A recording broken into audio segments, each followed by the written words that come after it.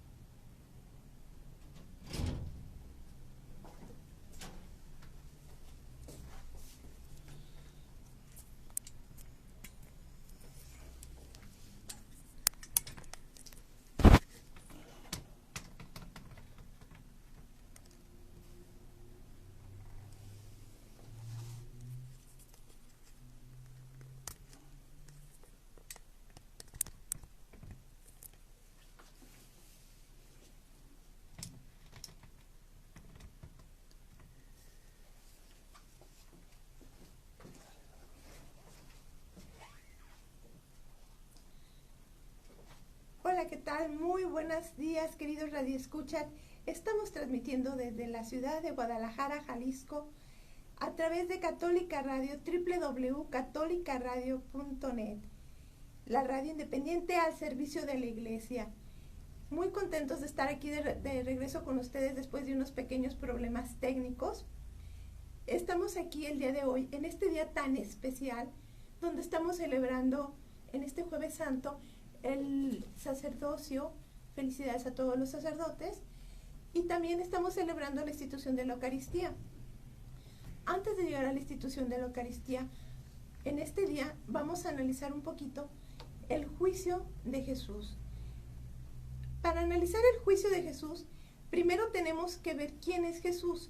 Jesús era un hombre que también era 50%, por decirlo de alguna forma, hombre, 50% divino. No, era 100% hombre, 100% divino.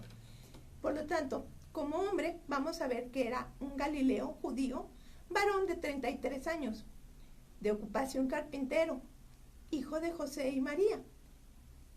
Entendiendo las características que tiene como hombre y como Dios, tiene características bien definidas. En su forma de hablar, a lo largo de las 39 parábolas, Él nos va mostrando un Jesús misericordioso, pero a la vez con temperamento, como nos dicen los textos bíblicos. Se enoja con los vendedores del templo, llora con la muerte de Lázaro, siente temor, como nos dice en el Salmo 22, pero a la vez, en este mismo Salmo, nos está dando una alabanza a Dios.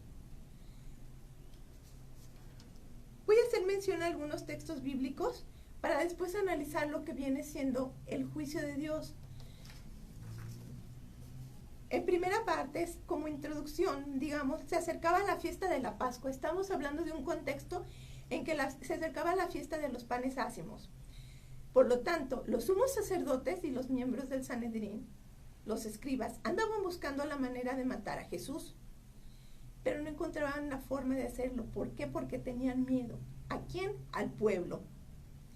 Pero entonces Satanás entró en el corazón de Judas Iscariote, quien él era uno de los 12 apóstoles, y fue a hablar con los sumos sacerdotes y llega a un acuerdo. para entregarles a Jesús. Nos lo narra Lucas 22, 1 al 6. Judas el traidor conocía el sitio donde se reunía con Jesús y podía ser apresado, que era en Getsemaní, el huerto de los olivos. Un batallón de soldados y guardias, nos dicen las escrituras, entró en el huerto con antorchas, nos dice Juan 18, 2 al 3. Dice Judas, aquel al que yo le dé un beso, ese es, apréndalo. Mateo 16, 45 al 48. Y habiendo llegado, inmediatamente se acercó a él, diciéndole, Rabí, y le besó. Marcos 14, 45. Entonces Jesús le dijo, ¿con un beso entregas al Hijo del Hombre? Lucas 22, 48. Aquí que ha llegado la hora, Jesús sabía de lo que iba a suceder. Y se adelanta y les pregunta, ¿a quién buscan? A Jesús, el Nazareno, contestan ellos. Jesús le responde, yo soy. Pero aquí hay que notar algo muy importante. Jesús al decir yo soy, los soldados no lo arrestan, sino que al decir yo soy y viniendo de Jesús, los soldados no solo van para atrás, sino que retroceden, sino que caen por tierra al decir yo soy, el nombre impronunciable para los judíos, el nombre de Dios, que viniendo de Jesús tenía una fuerza impresionante y era algo sobrenatural que no lo podían distinguir. Nuevamente Jesús les vuelve a preguntar. Cabe destacar que este nombre de yo soy, Dios se lo revela a Moisés en el Antiguo Testamento en el Éxodo 3:14. Cuando Jesús vuelve a preguntarles, ¿a quién buscan? Vuelven a responder ellos, a Jesús el Nazareno. Él dice, les he dicho que soy yo. Aquí ya no les dijo yo soy, sino soy yo. En este cambio de palabras, está como dándoles el permiso para que actúen, para que tenga que suceder lo que el Padre, y se cumpla la misión que el Padre para lo que lo había enviado a esta tierra. Les pide también que dejen que se vayan sus demás apóstoles, sus discípulos. En Juan 18, del 4 al 10. ¿Acaso soy un bandido? Les dijo Jesús, para que vengan con espadas y palos a arrestarme. Pero es preciso que se cumplan las escrituras. Marcos 14, 48 y siguientes. El sumo sacerdote interrogó a Jesús acerca de sus discípulos, de la doctrina. Y Jesús le dice, yo he hablado abiertamente en las sinagogas. ¿Por qué me preguntas a mí lo que he dicho? Pregúntales a los otros lo que he hablado y lo que han oído sobre mí. Ahora sí comenzamos con el análisis. Habiendo leído estos textos, comenzamos con el análisis. Aquí viene la primera parte del juicio. Aquí Jesús se dirige desde la guardia. Vemos cómo hay diferentes irregularidades. Vemos cómo Judas Iscariote es quien entrega al maestro y se pone de acuerdo con los miembros del Sanedrín. Aquí no hubo una denuncia. Aquí tenía que haber por parte para que Jesús fuera arrestado por esa guardia, tenía que haber habido una denuncia mínimo. Y está la persona ahí que lo denuncia y también está señalando el delito. Más sin embargo, no había acusadores. Todo fue un acuerdo. Es de las primeras irregularidades que vemos. Y no se ha iniciado el proceso. El proceso se iniciaba cuando el Sanedrín estaba completo. Sabemos que no estaba completo. No nos dicen cuántos eran los integrantes que estaban, pero sabemos que en el Sanedrín eran 70, más el sumo sacerdote 71. Las escrituras no detallan cuántos estaban reunidos, pero no eran todos. Siendo que aquí solamente por 30 monedas, Judas vende al maestro, lo traiciona. Si las acciones por las que estaban juzgando a Jesús eran consideradas como graves, ¿por qué no arrestar entonces al resto? Aquí se ve un claro objetivo, y el objetivo era solamente capturar a Jesús. Ese era todo lo que ellos querían, capturar a Jesús.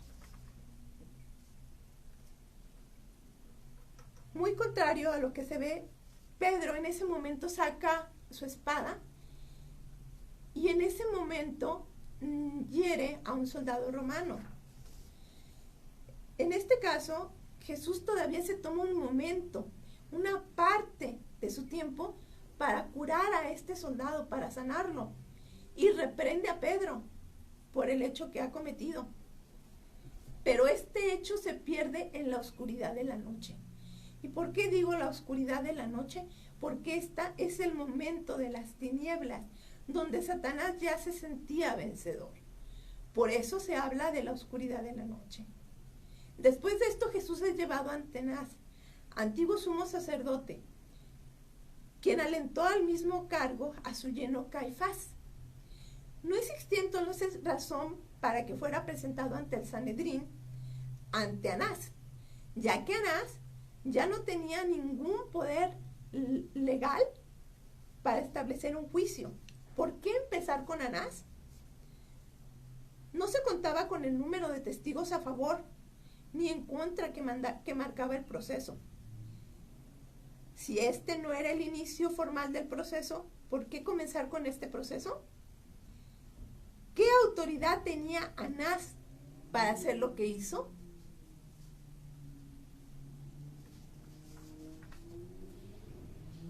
En este caso, Anás estaba suplantando al máximo orden de justicia del pueblo judío. Anás es un sacerdote de más de 70 años, que tenía más de 40 años como sumo sacerdote y quería demostrarlo. Anás gira toda su exposición, gira todas sus preguntas acerca de la exposición de la doctrina de Jesús. Bueno, esto es en cuanto a la parte que corresponde al interrogatorio ante Anás. La cena tiene un momento crítico. Jesús es golpeado. Como Anás no recibe la respuesta que quiere, es golpeado por uno de los presentes. Esto sucedía, como lo dije, de noche. Nuevamente recalco, de noche, el momento de las tinieblas.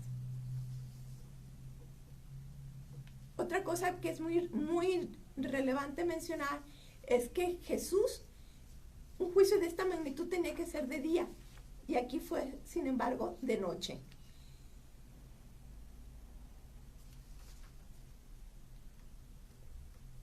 De las principales acusaciones, por decirlo de alguna forma, que marcaban los del Sanedrín, era la promoción de doctrinas falsas, como era pagar el tributo al César y curar en sábado, expulsar demonios con sus propios hechizos, destruir el templo de Dios y en 3 días edificarlo. Pero estas acusaciones caen por tierra porque no se sustentan por sí solas. La acusación de Anás fue contestada en público por los presentes. Jesús nunca tuvo una rebelión contra Roma ni contra el pueblo, todo lo contrario. Jesús tuvo una doctrina de amor. Por lo tanto, su doctrina era una doctrina pública y él siempre ayudó a los demás. En cuanto a pagar el tributo al César, es un hecho que Jesús aclaró en su momento, cuando le preguntaron, y responde con la frase contundente que ha pasado y seguirá por los siglos de los siglos: dar al César lo que es del César y a Dios lo que es de Dios.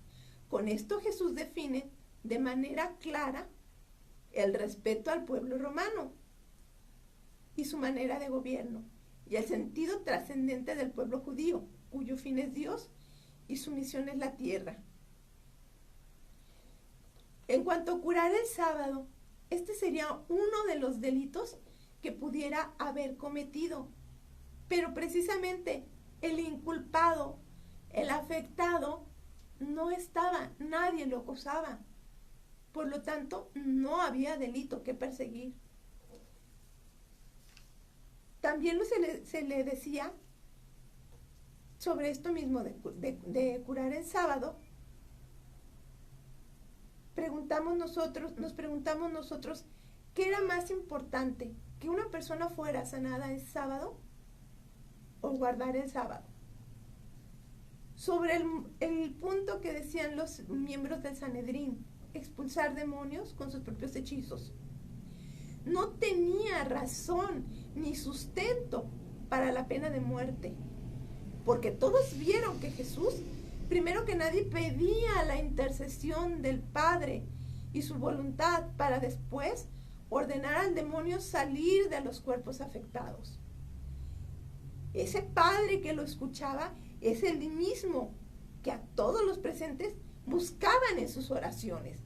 Todos los judíos buscaban ese Padre a quien querían agradar, quienes tenían comunicación con Él, a quien le llevaban ofrendas, les hacían holocaustos. Es el mismo Padre a quien Jesús se encomendaba para poder expulsar demonios. Nunca fue por un hechizo como los miembros del Sanedrín lo estaban acusando. Una vez más, los testigos que consiguieron los miembros del Sanedrín, unos cuantos, dieron testimonio falsos. Los testigos faltaron a la verdad. Otro atropello más. En cuanto a lo referente al templo, en un primer momento, el templo lo vamos a dividir en dos partes. El templo, en un primer momento, Jesús expulsa a los mercaderes del templo. Es algo que no se puede entender, que es el que expulsa a los mercaderes del templo, es porque ellos no lo entendían, porque Jesús decía, la casa de mi Padre es casa de oración. Estaba hablando de su Padre. Si estamos hablando que el templo era el lugar de oración, entonces Jesús era hijo de Dios, cosa que los judíos no podían entender, y salía de toda lógica este contexto. Tenían una enorme indignación por lo que Jesús decía. Mas, sin embargo, Jesús tenía una enorme indignación por ver convertida la casa de su Padre, que era una casa de oración, en una cueva de ladrones. Pero esto, ¿por qué lo digo? Bueno, muy sencillo. Porque aquí se había convertido en una especie de mercado, porque las personas que iban de todas partes del mundo a la fiesta de la Pascua llegaban y ofrecían su dinero, y dinero que no podían cambiar, que tenían que cambiarlo por el dinero santo del templo. Y en ese trueque, en ese cambio de monedas, iba una ganancia con la que se quedaban. Sus ofrendas que llevaban no estaban dignas para el templo. Tenían que dejar esas ofrendas y comprar unas ofrendas que eran las purificadas del templo para dárselas. Entonces, estaba viendo una serie de anormalidades, y por eso es que Jesús se molesta tanto con esos cambistas, porque estaban haciendo de la casa de su Padre una cueva de ladrones. Y los principales ladrones eran precisamente los sumos sacerdotes, los que estaban sosteniendo todo esto para que pudiera tener un negocio que fuera redituable para ellos. El templo, el siguiente motivo por el que es acusado, es cuando Jesús dice el templo que lo destruye y lo reconstruye en 3 días. Aquí, si lo tomamos al pie de la letra, es algo que quien sabe de esfuerzo, es algo que no se puede concebir, porque la dimensión, el trabajo, y sobre todo en aquel entonces donde no estaba la maquinaria que tenemos ahora, etcétera, no podía ser posible. Jesús estaba hablando con un sentido teológico totalmente.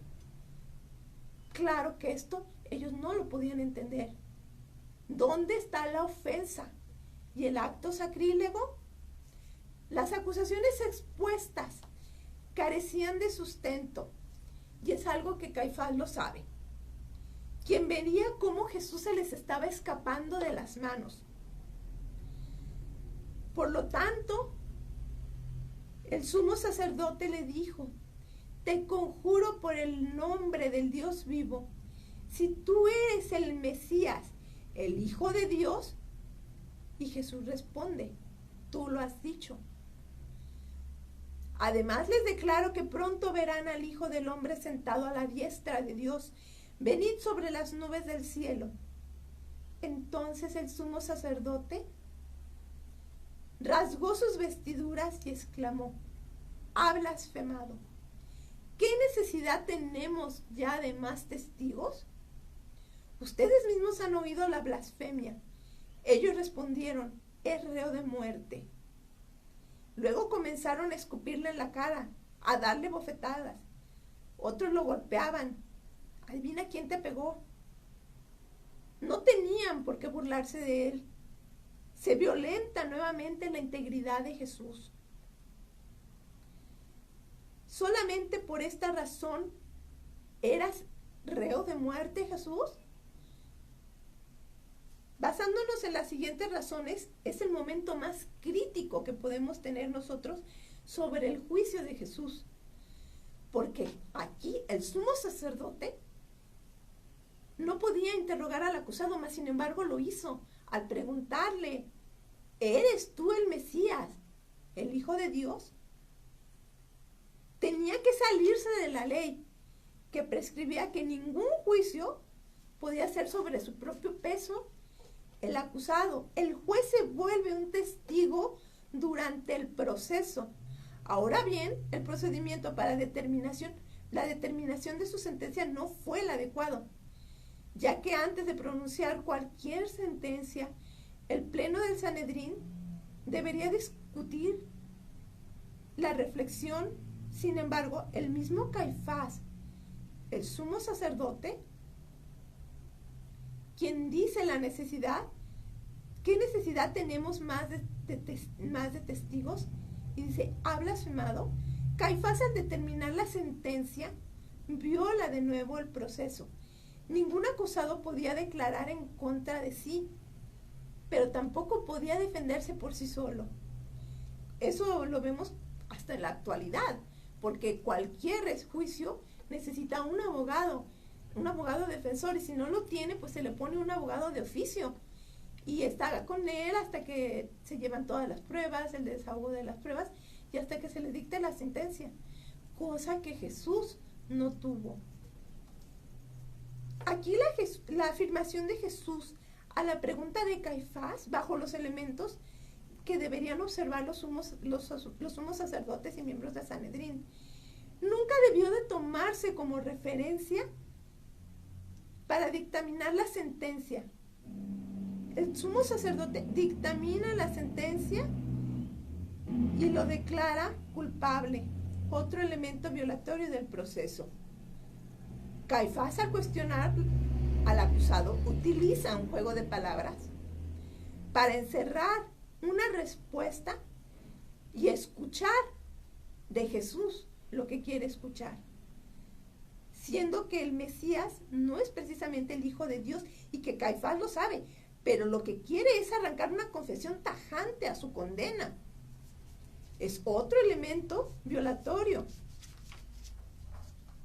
La respuesta del acusado es, una vez más, vuelve a dar la muestra de profundidad en sus palabras al responder: tú lo has dicho. Primero, el acusado asiente lo que Caifás está preguntando, pero enseguida manifiesta el tú lo has dicho, que es interpretado: mi dicho es tu dicho. Son palabras de Caifás, no palabras de Jesús, quien al contestarle tú lo has dicho confirma lo que Caifás dice. Quien afirma que Jesús es el Mesías es Caifás, no Jesús. Por lo tanto, esto no es un delito. Caifás en ningún momento desmiente el dicho y está aceptando que él lo dijo. Jesús, al contestarle, solamente está dando un acto de obediencia a las preguntas de Caifás. Jesús es el Mesías, por lo que su sentencia está basada en un hecho que no es lícito, porque no es blasfemia. Caifás es quien lo ha afirmado. La sentencia de muerte carece de los elementos jurídicos para ejecutarse. Retomando, muy importante, este juicio se lleva de noche, algo que estaba prohibido, con pocos elementos del Sanedrín, no estaban todos, y sin la cantidad de testigos necesarios para poder dictar sentencia. Ahora, antes de continuar, los judíos argumentan una limitación para realizar la ejecución al decir que es reo de muerte, y es lo mismo que sostienen ante el diálogo ante Pilato, cuando se lo llevan ante Pilato y le dice: no estamos autorizados para dar muerte a nadie. Y esto es una verdadera contradicción. El caso más concreto es que sí podían dar muerte a la gente. La ley se los permitía. Aquí hago un pequeño paréntesis. Los romanos habían quitado el derecho a dar muerte a los judíos con el uso de la espada por la ley Iusus Gestus, pero después podían dar muerte ellos, según sus tradiciones, por medio de la lapidación, como era el caso de algunos falsos profetas y de las mujeres adúlteras, muy en concreto. La plena potestad para aplicar la pena de muerte la tenían nada más los romanos, ya que no podían. Lo que los judíos querían en este momento y no podían matar a Jesús era porque estaban en las fiestas de preparación para la Pascua, como lo recordamos. Y la Pascua, como todos sabemos, es la preparación, la fiesta máxima de los judíos y también de nosotros los católicos. Ellos se encontraban en esa preparación de la Pascua, no podían dar muerte a nadie. Por eso van y le llevan a Jesús ante Pilato. La preocupación del sumo sacerdote y de los miembros del Sanedrín comienza a crecer con la muerte de Lázaro, cuando Jesús lo resucita. Aquí fue la gota que derramó el vaso.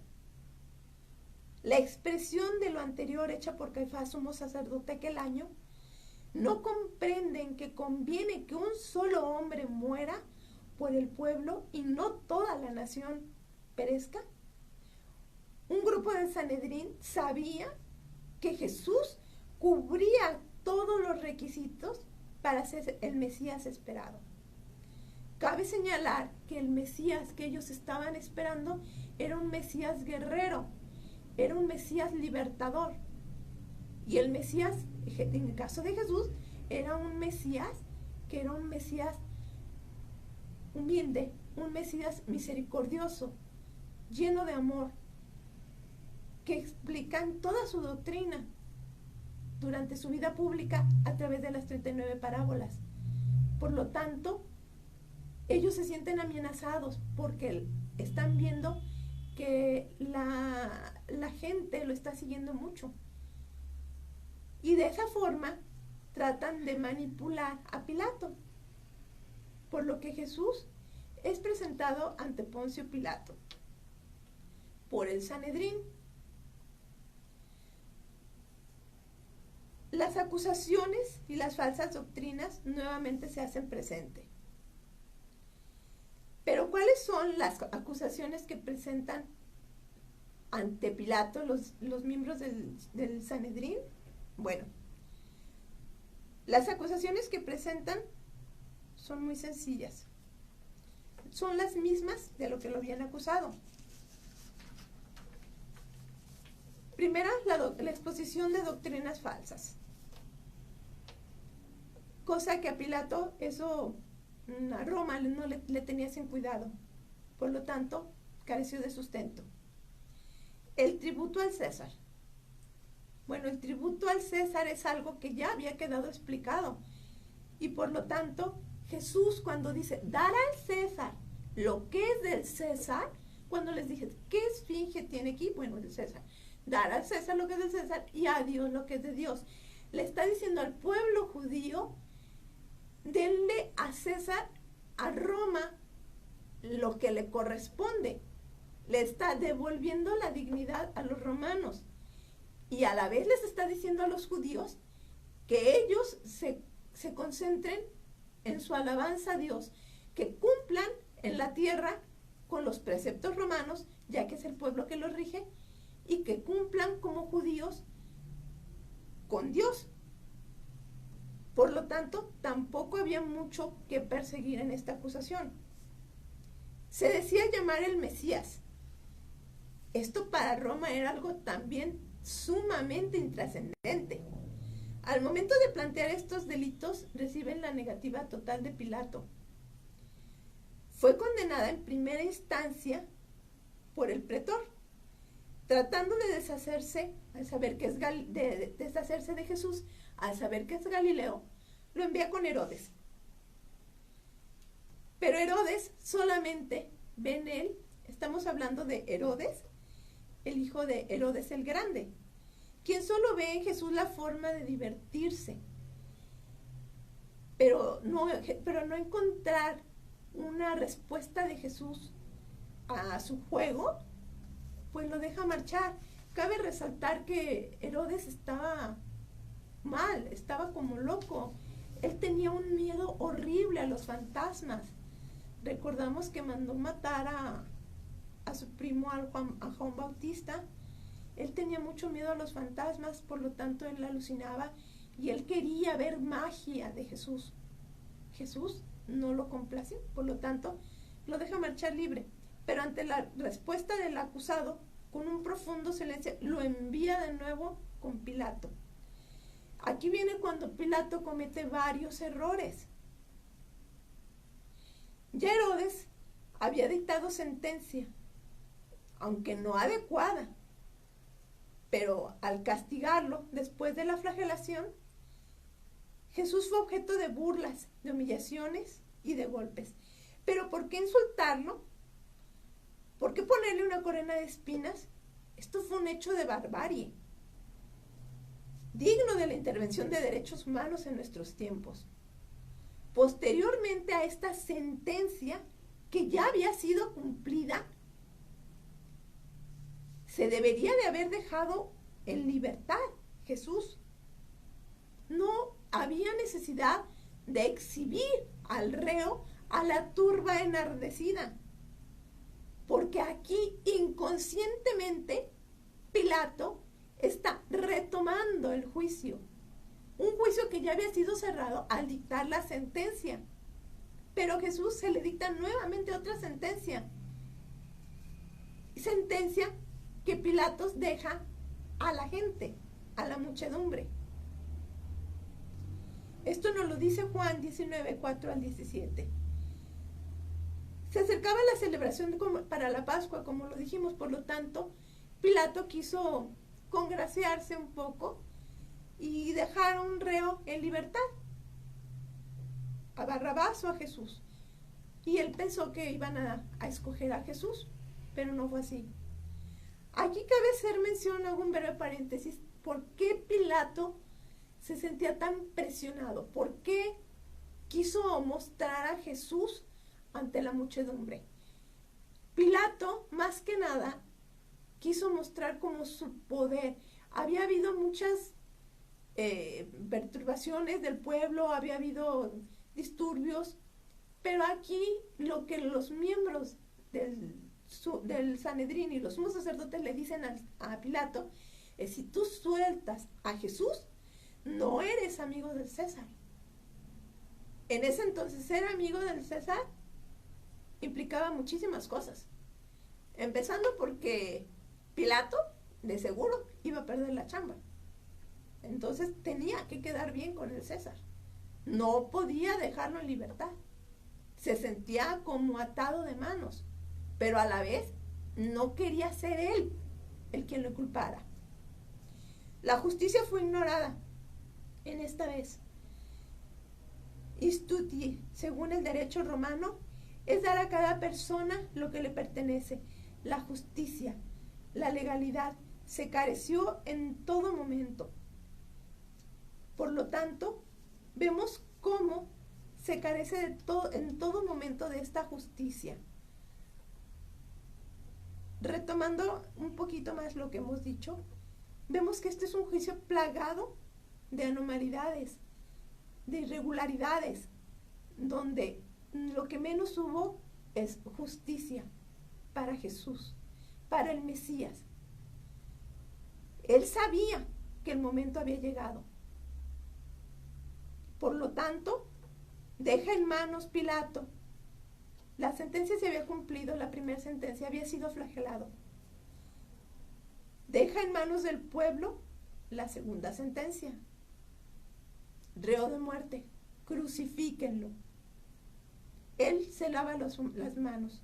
Y los sumos sacerdotes adquieren la responsabilidad de su muerte al decir: caiga sobre nosotros y sobre nuestra descendencia la sangre de este justo. La justicia y la legalidad nunca estuvieron presentes.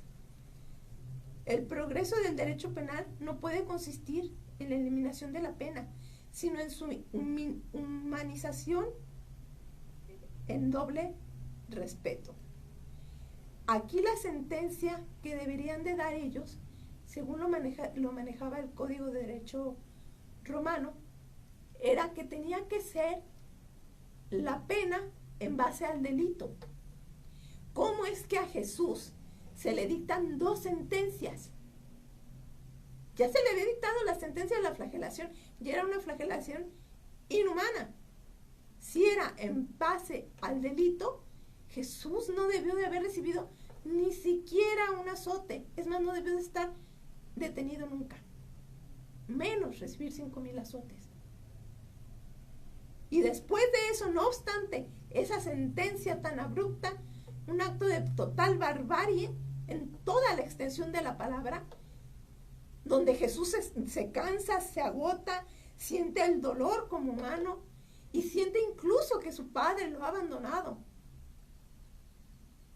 Cuando va camino al Calvario, cargando una cruz que solo los malhechores tenían que cargar. Él carga con esa cruz, carga con el peso de los pecados de la humanidad, por amor a los hombres. Como podemos ver, Jesús, humano, tuvo muchas características, como todos nosotros. Sintió miedo, sintió temor, sintió cansancio. En la cruz sintió sed. Pero también nunca dejó de reconocer y de alabar a su Padre y de pedir ayuda a su Padre hasta en el último momento. Espero que esta reflexión les haya sido útil y nos preparamos para vivir el Jueves Santo de una mejor manera. No sin antes, agradezco a Católica Radio por la invitación, muy en especial al maestro Pedro Santoyo y a mi compañero, el maestro el doctor Ricardo Gutiérrez en los controles, ambos maestros en Sagradas Escrituras. Mi nombre es Mariel Morales y no quiero terminar sin antes dar gracias con la siguiente oración. Señor, tu gracia inspire nuestras obras, las sostenga y las acompañe, para que todo lo que hagamos brote de ti como a su fuente y tienda a ti como a su fin. Por nuestro Señor Jesucristo. Amén. Los invitamos a que nos acompañen en nuestra programación para este día y los esperamos muy pronto. Muchas gracias.